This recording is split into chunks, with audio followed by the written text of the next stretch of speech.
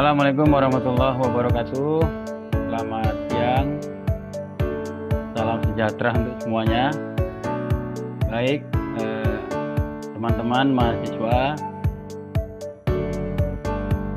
seperti biasa pada pertemuan kita yang kedua ini, kita melanjutkan pokok pembahasan kita pada mata kuliah Sosiologi Pendidikan. Di pertemuan pertama kita sudah sekilas memahami tentang bagaimana ruang lingkup untuk mata kuliah Sosiologi Pendidikan, kemudian sepanjang satu semester dalam kurang lebih 14 atau 16 kali pertemuan kita. Nah, di pertemuan kedua ini fokus pembahasan kita adalah tentang sosiologi pendidikan yang berkaitan pada interaksi sosial, ya, yaitu hubungan antara manusia dengan yang lainnya atau manusia pada khususnya. Kehadiran ilmu sosiologi pendidikan pada mata kuliah ini adalah untuk bagaimana kita bisa memahami secara teoritis, memahami secara sosiologis bagaimana fenomena yang ada di pendidikan itu sendiri, baik itu tentang seorang pendidik, ya guru dalam hal ini, lalu kemudian bagaimana itu tentang pola dan perilaku siswa di dalam lingkungan kelas, lingkungan sekolah, bahkan bagaimana kita bisa memahami perilaku siswa di luar kelas untuk kemudian bisa memahami peluang yang bisa dilakukan oleh seorang guru, seorang dosen terhadap calon-calon guru, yaitu mahasiswa kita. Dalam konteks ini adalah yang perlu kita pahami itu bagaimana interaksi sosial yang berlangsung antara seorang tenaga pendidik dengan peserta didik, guru pada murid.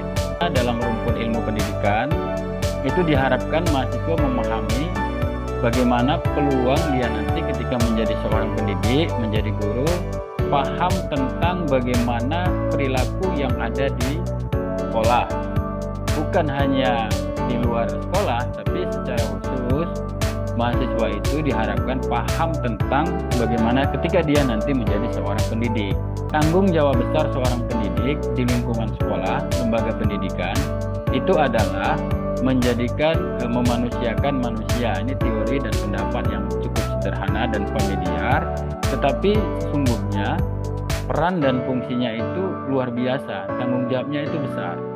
Untuk menjadikan, memanusiakan manusia itu dalam pendekatan paradigma ilmu sosiologi itu penting. Nah, karena itu yang harus dipahami adalah bagaimana perilaku-perilaku dalam interaksi mahasiswa dan guru atau guru pada siswa itu penting dipahami. Nah, saudara sekalian, banyak fenomena yang ada itu berbagai macam, ya, peristiwa yang sering kita dapati. Ada itu seorang murid kadang-kadang banyak mendapati atau mengalami trouble, mengalami masalah ketika dia belum berangkat ke dalam sekolah, ya. Tentu ini akan menjadi problem. Ada orang yang barangkali di jalan dengan kemacetan arus lalu lintas yang cukup padat sehingga dia terlambat masuk kelas misalkan. Nah, itu ada hal-hal yang harus dipahami.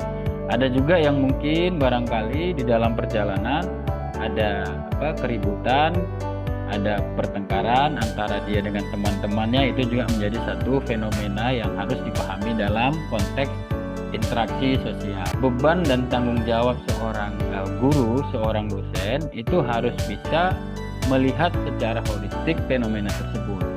Sehingga guru tidak boleh langsung menjustifikasi, melakukan hukum, memberikan punishment, sanksi kepada murid ketika murid itu misalkan terlambat masuk di dalam kelas. Boleh jadi ada problem, ada masalah yang dia hadapi, termasuklah masalah seperti yang kita sampaikan tadi. Terima kasih. Assalamualaikum warahmatullahi wabarakatuh.